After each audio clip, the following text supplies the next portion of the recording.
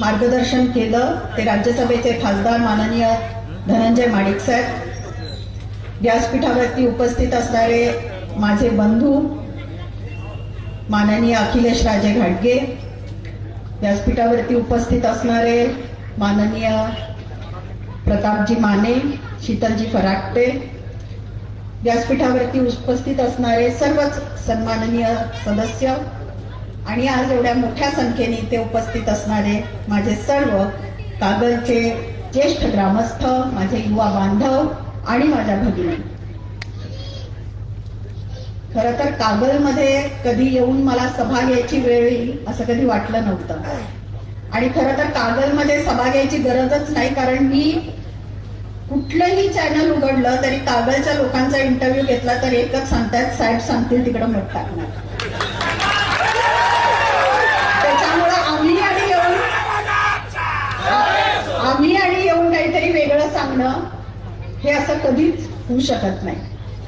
मला आनंद आहे की कागलकरांच्यात अजूनही ती एकी तशीच जिवंत आहे. आज लोकसभेच्या निवडणुकीच्या निमित्तानं आम्ही इथं आलेलो आहे. नुकतंच मुंडा साहेबांनी त्यांच्या भाषणामध्ये सांगितलं की ही निवडणूक गल्लीची नाही, दिल्लीची आहे.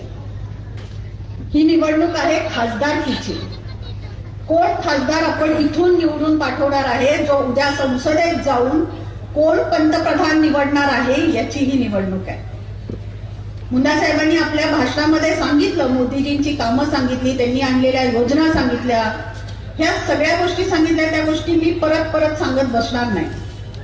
पण आपल्याकडे दोन पर्याय आहेत. एक आहे आपल्याकडे आपले महायुतीचे उमेदवार संजय दादा मंडलिक, जे उद्या इथून निवडून गेले खासदार म्हणून तर संसदेत जाऊन मोदीजींना मतदान टाकणार आहेत.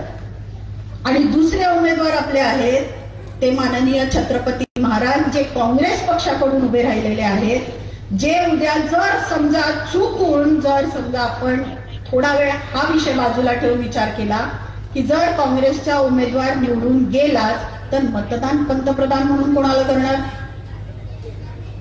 त्यांचा पंतप्रधान पदाचा उमेदवार निश्चित आहे का?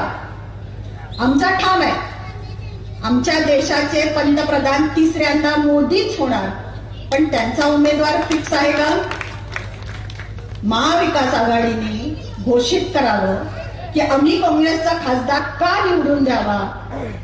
उद्या आमचा देश कोणाच्या हातात सुरक्षित राहणार आहे, कोणाच्या हातामध्ये आमच्या भारताचं भविष्य द्यायचं आहे, कोण आमच्या देशाला पुन्हा एकदा महासत्ता बनवणार आहे, हे त्यांच्याकडून नाव येऊ देत आणि मग आपण विचार करू. आज दोन पर्याय मी तुम्हाला सांगितले. एक राहुल गांधी, जर आता काँग्रेसचा उमेदवार निवडून आला तर त्यांच्या पुढे राहुल गांधी हा एकच पर्याय दिसतोय मला. मग उद्या राहुल गांधींच्या हातात तुम्ही देश देणार आहात का नरेंद्र मोदींच्या हातात देश देणार आहात? अरे वा,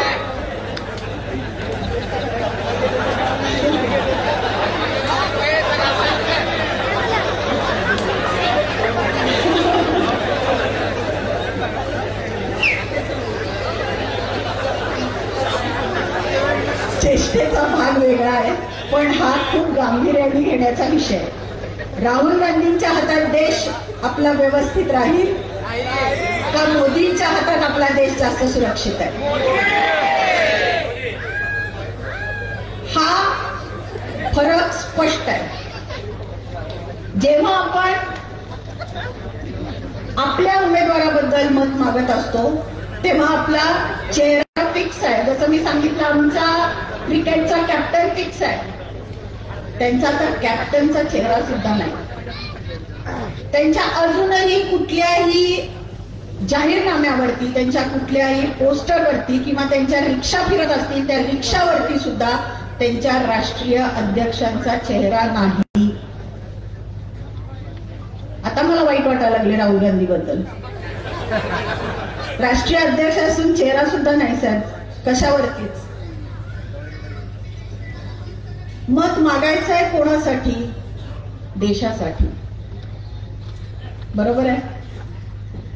आज आपण ही निवडणूक अशा दृष्टीने बघूया, या निवडणुकीमध्ये काँग्रेस आणि भाजप हे दोन पक्ष उभे आहेत. दोन वैचारिक खूप फरक असलेले पक्ष. यांची तुलना कितीही केली तरी होऊ शकणार नाही. जर आज आपण निवडणुकीला उभं राहिलेलो आहे तर आपण काहीतरी जाहीरनामा सादर करत असतो लोकांच्या समोर. काँग्रेसचा जाहीरनामा कुणी ऐकलाय का, वाचलाय का? त्यातलं फक्त 20% जाहीरनाम्यातले काही मुद्दे जे लोकांना फक्त अपिलिंग होतील तेवढेच मुद्दे सांगितले जातात. मगाशी मुन्ना साहेबांनी त्यांच्या भाषणामध्ये 370 कलमचा उल्लेख केला. 370 कलम खूप भयानक होतं. कोणाचे जर इथे नातेवाईक असतील जे आर्मीमध्ये असतील, कधी त्यांची पोस्टिंग जम्मू काश्मीरला झाली असेल तर त्यांना विचारा 370 कलम हे किती भयानक होतं.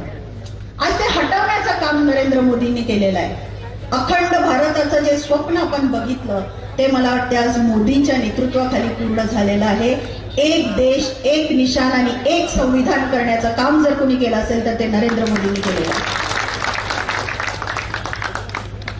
माझं या व्यासपीठावरून महाराजांना एक आव्हान आहे की त्यांनी एकदा काँग्रेसचा जाहीरनामा वाचावा आणि आम्हाला सांगावं की त्या जाहीरनाम्याला महाराजांचं 100% समर्थन आहे का.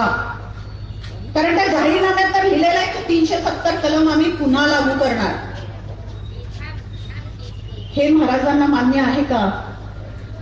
त्यांनी एकदा व्यासपीठावरती जाहीर सभेमध्ये सांगावं की काँग्रेसचा 100% जाहीरनामा मला मान्य. हा फरक आहे भाजपच्या जाहीरनाम्याचा आणि काँग्रेसच्या जाहीरनाम्याचा. आज समतेचा विचार घेऊन उतरलेली लोक समतेचा संदेशच काय आहे विसरलेली आहेत. संभाजीराजेंना राज्यसभा खासदार केलं महायुतीने. त्यांनी 5 वर्षामध्ये काय कामं केलं हे विचारण्याचा अधिकार तुम्हाला आम्हाला आहे. कारण शेवटी लोकशाही आहे. लोकशाहीने निवडणुका लढायच्या आहेत आपल्याला. याच दरम्यान जेव्हा 6 वर्ष राज्यसभा खासदारकी संभाजीराजेंची संपली आणि संभाजीराजेंना पुन्हा एकदा निवडणुकीला सामोरं जायचं होतं तेव्हा हीच मंडळी होती ज्यांनी त्यांना तिकीट नाकारलं होतं.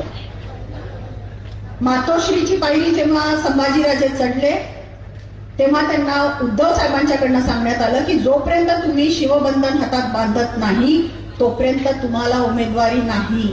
आणि म्हणून त्यांना स्वराज्य संघटना काढावी लागली. तर किमान मला वाटतं महाराजांनी स्वराज्य संघटनेचं जरी तिकीट घेतलं असतं तरी आम्ही समजू शकलो असतो. पण काँग्रेसचं आणि आज ते उद्धव ठाकरे प्रचाराला येणार. त्याच उद्धव ठाकरेंना घ्यायला तुम्ही पोर्च पर्यंत खाली उतरता. त्यांनी संभाजीराजेंना तिकीट नाकारलं आणि ज्या भाजपनी सन्मानाने त्यांना राज्यसभा खासदार केलं त्यावेळेस हेच लोक काय म्हटले होते, आता छत्रपती पेशव्यांची चाकरी करणार का. हीच होती ना ती लोक. आता पेशवे छत्रपतींची नेमणूक करणार का, हेच होते ना शब्द. तेव्हा गाडीचा अपमान झाला नाही. तेव्हा कोल्हापूरच्या अस्मितेला ठेच पोचली नाही. तेव्हा काय सगळेजण गप्प होते. जेव्हा संजय राऊत जे आत्ताच्या उबाटा शिवसेनेचे प्रवक्ते आहेत त्यांनी म्हटलं होतं की उदयनराजेंनी पुरावा द्यावा छत्रपती शिवाजी महाराजांच्या वंशज असल्याचा, तेव्हा गाडीचा अपमान झाला नाही. मग तेव्हा ही सगळी मंडळी गप्प का होती. आणि आज त्याच लोकांना घेऊन त्याच लोकांच्या नेतृत्वाखाली तुम्ही ही निवडणूक लढवताय. काय अवस्था आहे ही, काय दुर्दैव आहे कोल्हापूरचं. मी याही पूर्वी म्हटले आताही म्हणते मान गादीला आहे, मान महाराजांना कायम राहणार आहे. राजश्री शाहू महाराजांचे ऋण हा फक्त कोल्हापूर जिल्हा नाही, हा फक्त महाराष्ट्र नाही, अखंड देश कधी त्यांच्या ऋणातून उतराई करू शकणार नाही. पण म्हणून त्या राजांनी 100 वर्षापूर्वी जशी जनतेची काळजी घेतली तशी आत्ताच्या राजांनी घेणं अपेक्षित होतं का नाही. मंडलिक साहेब जिथं प्रचाराला जात आहेत तिथं मी काय काम केलं हे मांडतायत 5 वर्षापूर्वी. आपले दिवंगत सदाशिवरावजी मंडलिक साहेब यांनी काय कामं केली त्याच्यावरती ते मतं मागत नाहीयेत. मग कमीत कमी जर महाराज यापूर्वी कधीही निवडणुकीमध्ये उतरले नाहीत, कधीही राजकारणामध्ये आलेले नाहीत, पण संभाजीराजे तरी होते 6 वर्ष राज्यसभा खासदार. कमीत कमी त्यांनी त्यांच्या कामावरती तरी मतं मागावी. 100 वर्षापूर्वी राजश्री शाहू महाराजांनी जी कामं केली त्याच्यावरती आपण वंशज म्हणून मतं मागणं किती योग्य आहे? वंशज तर आम्ही पण आहोत. राजघराण्यात जन्माला येणं आणि एखाद्या एवढ्या मोठ्या घराण्याचं वंशज असणं हीच सगळ्यात मोठी जबाबदारी आपल्यावरती पहिला असते. आपण बाहेर कसं राहतो, कसं बोलतो, कसं वागतो, या सगळ्या गोष्टी खूप विचार करून कराव्या लागतात. आणि हे सगळं माहिती असणं जनतेसाठी एवढं गरजेचं आहे, कारण या निवडणुकीमध्ये तुम्ही दोघांना उमेदवार म्हणून बघा. इथे कुठेही गादीचा अपमान होत नाहीये. आज समतेचा विचार घेऊन उतरणारी लोक जी आहेत त्यांना मला सांगू दे की समतेचा विचार हा मोदींनी सुद्धा राखलेला आहे. सबका साथ सबका विकास हा समतेचाच संदेश आहे. हा समतेच्या संदेशापेक्षा वेगळा संदेश नाहीये. शाहू महाराजांच्या नावाचा फक्त वापर केला जातोय, शाहू महाराजांच्या गुडविलचा फक्त वापर केला जातोय, कारण ह्या जिल्ह्यामध्ये अशी काही राक्षसी महत्वाकांक्षा असणारी प्रवृत्ती आहे ज्यांना सगळं मलाच पाहिजे आहे. कुठलीही निवडणूक असो साहेब, गोकुळची निवडणूक झाली, आपली मदत झाली, पण किंगमेकर कोण? मीच. संजय दादा मंडलिक साहेब निवडून आले मागच्या वेळेस युतीमधून, त्यांच्या सोबत सुद्धा मुश्रीफ साहेबांची ताकद होती, पण संजय मंडलिकांना निवडून कोणी आणला? अजिंक्य दाड्यावरनं. पालकमंत्री कोण? मीच. जिल्हाध्यक्ष कोण? मीच. अरे सगळं मीच. मला तर वाईट वाटतंय की उद्या छत्रपती महाराजांना म्हणायला नको की वाड्यावरची वाट सुद्धा अजिंक्य दाड्याच्या समोरनं जाते, लक्षात ठेवावं म्हणून. चुकीचं आहे हे.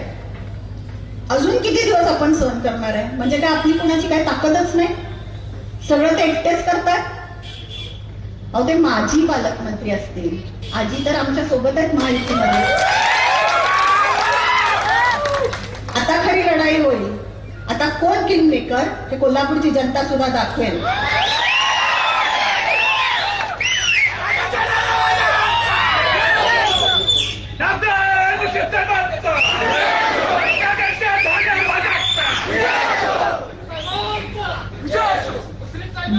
दोन छोट्या गोष्टी मी नरेंद्र मोदीजींच्या सांगते. जेव्हा आपण म्हणतो छत्रपती शाहू महाराजांचं मी वंशज आहे, तर आम्ही विचारांचे वंशज म्हणून मानतो, रक्ताचे आहे. पण या व्यासपीठावरती मुश्रीफ साहेब पहिल्यांदा जेव्हा आम्ही आलो तेव्हा आमची ओळख अशी करून देण्यात आली की आम्ही वंशज आहोत किंवा या घराण्याचे सदस्य आहोत. पण मी खरं सांगते, मी आजपर्यंत 10 वर्ष झाले राजकारणात आहे, पण कुठल्याही स्टेजवरनं जाहीरपणे कधीही मी सांगितलं नाही की मी शाहू महाराजांच्या घराण्यातल्या कुळातली मुलगी आहे म्हणून. कारण माझ्या कर्तृत्वावर विश्वास आहे. मला माझ्या पूर्वजांच्या नावाने मतं मागायची गरज नाही. मी म्हटलं तसं राजघराण्यात जन्म घेणं ही खूप मोठी जबाबदारी असते आणि ती जबाबदारी मी पेलतीये, कारण त्याचं जी जाणीव असते ती माझ्या आई वडिलांनी सतत मला करून दिलेली आहे. तुमचं कर्तृत्व असं ठेवा की तुमचा इतिहास लोकांनी शोधला पाहिजे. तुमचं कर्तृत्व असं असेल तर लोक तुमच्या इतिहासाचा मागोवा घेतात की कुठली मुलगी आहे, कुणाची मुलगी आहे. त्याच्यामुळं आज मी माझ्या कामावरती लक्ष फोकस करते. मी आत्ता काय म्हणतात त्याला, वर्तमान काळात जगते. मी म्हटलं त्यांचे गुण आहेत, 100% आहेत. पण मला म्हणायचं आहे की 100 वर्ष मागे जाण्यापेक्षा आपण एक 2 वर्ष मागे जाऊया, जेव्हा कोविडचा काळ आला होता. थोडासा वेळ घेते मी, चालेल ना? 2 वर्ष मागे जाऊया, जेव्हा कोविडचा काळ आला होता. या कोविडच्या काळामध्ये लोक बाहेर पडत नव्हती. कित्येक लोकांनी आपले आप्त स्वकीय घालवले, याच्यामध्ये गेले सोडून. आपल्याला खूप वाईट परिस्थिती होती आणि अशीच परिस्थिती 100 वर्षापूर्वी 1900 मध्ये मला वाटतंय तेव्हा प्लेगची साथ आली होती कोल्हापूरमध्ये. आणि शाहू महाराजांनी त्यावेळेस एक निर्णय घेतला होता, तेव्हाच्या राजश्री शाहू महाराजांनी, की प्लेगची साथ आल्यावरती माझ्या जनतेला बाधा होऊ नये. बघा, माझी जनता पहिला सुखरूप राहिली पाहिजे, तिला बाधा होऊ नये म्हणून अख्खा कोल्हापूर त्यांनी रिकामं केलं होतं आणि तटबंदी जी होती त्याच्या बाहेर सगळ्यांना वास्तव्याला नेलं होतं. का? कारण जनता सुखरूप राहिली पाहिजे.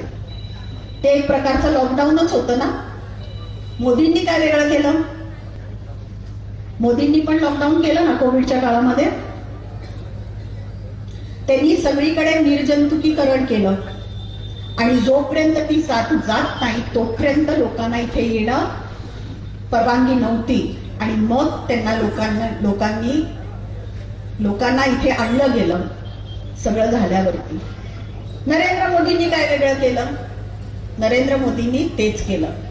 कोविडची परिस्थिती आल्यावरती लॉकडाऊन केलं, लोकांना जिथल्या तिथे थांबवलं आणि लस देण्याचं काम केलं लोकांना, ती पण फुकटमध्ये. आणि जीवनदान जर कोणी आत्ताच्या काळामध्ये दिलं असेल तर तो शाहूंच्या विचारावरती चालणाऱ्या नरेंद्र मोदींनी दिलं. किमान या काळामध्ये बाकी काही नाही तर विचारपूसची तरी अपेक्षा आपण करू शकतो का नाही? आम्ही कोविडच्या काळामध्ये व्हेंटिलेटर जास्तीत जास्त कसे उपलब्ध होतील याच्यावरती काम केलं. लोकांना अन्नाचे पॅकेट्स देण्याचे काम केलं. महापुरामध्ये लोक जेव्हा अडकली होती त्यांना काढायचं काम केलेलं आहे. हे सगळं आम्ही केलेलं आहे, आम्ही बोलू शकतो आणि आम्हाला समोरच्या उमेदवाराकडून सुद्धा ही अपेक्षा आहे. याला म्हणतात राजा असतो प्रजेसाठी. हे खूप महत्वाचं आहे. याचा विचार आपण केला पाहिजे. हा जो कंपॅरिझन मी सांगितलं, ही जी तुलना सांगितली ती झाली पाहिजे. याच्यावरती तुम्ही निश्चितपणे विचार कराल अशी मला अपेक्षा आहे. इथे कुठेही कोणाचंही नाव काहीही न दुखावता, कोणाच्याही आदराला कुठे धक्का न लावता दोन उमेदवारांची तुलना करावी एवढंच मी या व्यासपीठावरून सांगते. 2009ला सुद्धा एक इलेक्शन झाली होती. छत्रपती युवराज संभाजीराजे आणि आपले सदाशिवराव मंडलिक साहेब होते. त्यावेळेस सुद्धा कोल्हापूरच्या जनतेने लोकशाहीत राहून निकाल दिला होता आणि म्हणून संभाजीराजेंचा आदर आजपर्यंत कुठेही कमी पडला का? नाही कमी पडला. पण ती लोकशाहीमध्ये निवडणूक झाली होती. त्यावेळेची भाषणं वंशजाची नाव घेऊन मतं मागण्याची नव्हती. आजही मला ते अपेक्षित आहे. आजही मला तेच अपेक्षित आहे. जर लोकशाही म्हणताय तर लोकशाहीने निवडणूक होऊ दे. समोरच्या उमेदवाराला प्रश्न विचारण्याचा पूर्ण अधिकार आहे. समोरच्या उमेदवाराने जर प्रश्न विचारला तर ते कोल्हापूरच्या अस्मितेशी जोडू नये, कोल्हापूरच्या स्वाभिमानाशी विनाकारण जोडू नये आणि लोकांची दिशाभूल करण्याचा प्रयत्न करू नये. मंडलिक साहेबांनी मध्ये प्रश्न विचारला होता, हे थेट वंशज आहेत का? त्यांनी प्रश्न विचारल्यावरती काही भाडोत्री लोक जी वाटच बघतात कधी एकदा पुतळ्याखाली येतोय आणि आंदोलन करतोय आणि मग त्यांनी आंदोलनात बसायचं आणि मग यांच्यावरती नावं ठेवायची. काय अधिकार आहे? गादीचा अपमान केला. अरे कसा केला? याच्यापूर्वी कितीतरी मीडियाने हा विषय मांडलेला आहे, कितीतरी वर्तमानपत्रात हा विषय छापून आला. तेव्हा गादीचा अपमान तुम्हाला लक्षात नाही आला? जी घडलेली गोष्ट आहे, जी इतिहासातली गोष्ट आहे ती मान्य करण्यामध्ये कमीपणा कसलाय? याच्यामध्ये वाईट वाटण्यासारखं काहीच काम नाही. पण या उलट त्यांचा प्रचार अगदी वैयक्तिक स्तरावरती, संजय दादांच्या अगदी वैयक्तिक स्तरावरती, त्यांच्या घरामध्ये मुलं बाळ नाहीत, त्यांना मन नसेल, त्यांना वाईट वाटत नसेल. आज दिवंगत मंडलिक साहेबांचा सुद्धा तुम्ही फोटो लावून त्यांच्यावरती व्हिडिओज करता आणि मग त्यांना प्रश्न विचारला की त्यांचा अपमान होतो का? कारण हे राजकारणात जन्माला नाही आले म्हणून यांना प्रश्न विचारण्याचा अधिकार नाही. ही लोकशाही वाचवायला चालले संसदेत सगळे काँग्रेसची लोक. हा त्यांच्या समतेचा विचार आहे? ही लोकशाही आहे जिथं लोकांना प्रश्न विचारायला सुद्धा परवानगी नाही? हे मतदान लोकशाहीमध्ये झालं पाहिजे, पूर्ण विचार करून झालं पाहिजे. आज कागलमध्ये येऊन इतकंच तुम्हाला सांगते की आज जरा मी जास्त बोलले, मुश्रीफ साहेबांची परवानगी घेऊन बोलले. आज माहेरी आल्याचा आनंद जरा जास्त आहे. आज आपल्या बरोबर मुश्रीफ साहेबांची ताकद आहे, समरजित राजेंची ताकद आहे, माडिकांची ताकद आहे, इकडे आंबेडकर साहेब आहेत, राजेश पाटील साहेब आहेत, केपी साहेब आहेत, सगळ्यांची ताकद आपल्या बरोबर आहे. मंडलिक साहेबांचा स्वतःचा वैयक्तिक ताकदीचा गट आहे. कशाला घ्यायचं काम आहे? आपल्या मंडलिक साहेबांना कागलमधनं अशी लीड द्या की ती अख्खी लीड घेऊन जेव्हा संजय दादा मंडलिक साहेब कागलच्या बाहेर पडतील तेव्हा कोल्हापूरच्या लोकसभेमध्ये कुठेही ती लीड टिकणार नाही. आपल्या संस्कृतीमध्ये ही पद्धत आहे की मुलगी माहेरी आली की तिला रिकाम्या हाताने सासरी पाठवत नाही. त्यामुळं तुमच्या सर्वांच्याकडं मी जाता जाता एवढंच मागणं मागते की संजय दादांना 7 तारखेला मतदान करायला जाताना धनुष्यबाणाच्या समोरचं बटन दाबून प्रचंड मताने विजय करून ही ओवाळणी माझ्या ओटीत घाला, एवढी मी तुम्हाला सर्वांना विनंती करते. एकदा माझ्यासोबत सगळ्यांनी घोषणा देऊयात आणि मग आपले मल्लिक साहेब वगैरे आपली मतं व्यक्त करतील. एकदा होऊ दे घोषणा. भारत माता की, भारत माता की, सियावर रामचंद्र की, पवन सुत हनुमान की. धन्यवाद.